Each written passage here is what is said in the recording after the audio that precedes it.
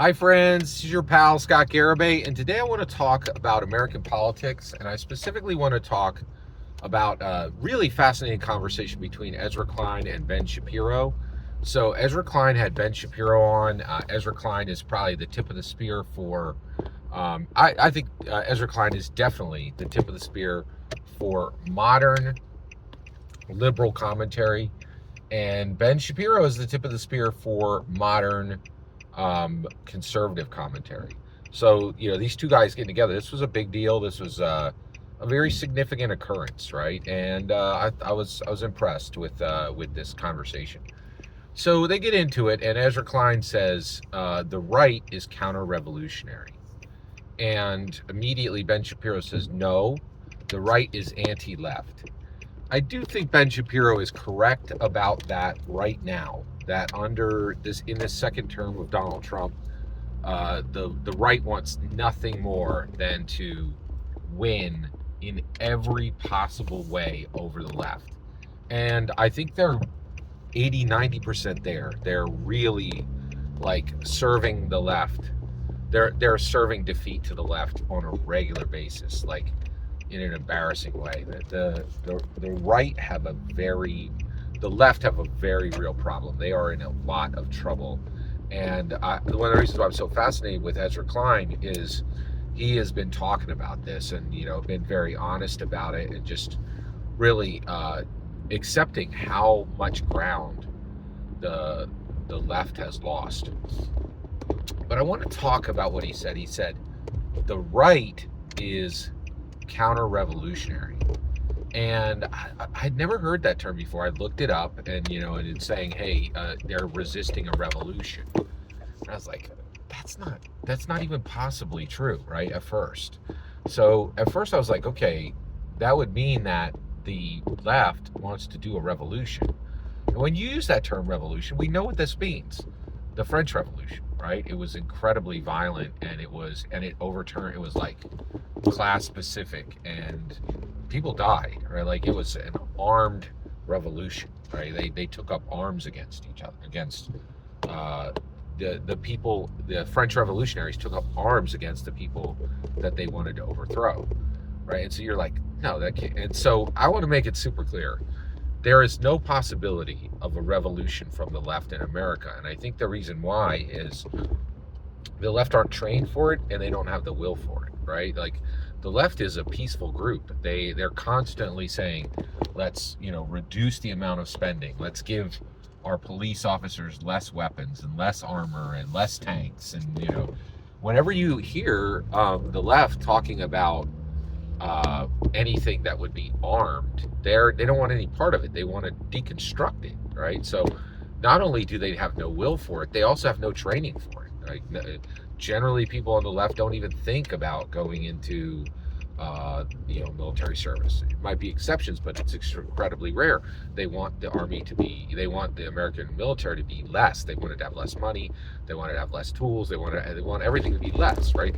So there will never be an armed revolution that comes from the left. The reason why is everyone knows how that will end. It will end in brutal defeat for the left. So there can't be a traditional armed revolution. It cannot happen, okay? But does that mean that the left has not achieved a revolution? No, they have achieved a revolution. There has been a revolution that's come from the left. So in this way, and the right is counter to that revolution. So let's talk about what that revolution is. That revolution is a social revolution. The left has truly achieved a social revolution. So, and I was a little bit part of it. So the biggest one was Barack Obama. Barack Obama is the only minority president we've ever had. He was a black man. He was a person of color, and the Democrats, the left, the liberals are the only people to ever display even marginal diversity in the presidency. The Republicans have continued to uphold a horrible, abominable, shameful tradition of white men only, right? They have not shown in any way that they are willing to share power with minorities. You can't take it away from them. The Democrats have done this. It was a revolution in power. It was a revolution in how power is shared, right? And so it was a social revolution, and it told every minority in America, women, anybody who wasn't white, that there's a possibility you can actually be the president someday, right? And that's real, and that's a revolutionary act. The other thing is marriage is a long-time institution, and the left, the Democrats, the liberals changed that. They said anybody can be married. That is a social revolution, and it means that all Americans have the same ability to be married now. That's a huge change, right? And that means that, and it really echoes what the founding fathers said, that of equality for everyone, right? And so that was a social revolution. There have been others. This one I really don't like. I think this is very bad, but it is a very real change. 420. The left brought forward legal 420 all over the country, legal or decriminalized 420 all over the country. That's a huge change, huge change. It's so powerful, right, that it is significantly denting the value of alcohol in America. And it's a huge social change, right? And so when you talk about a revolution, there will never be an armed revolution from the left, ever, okay?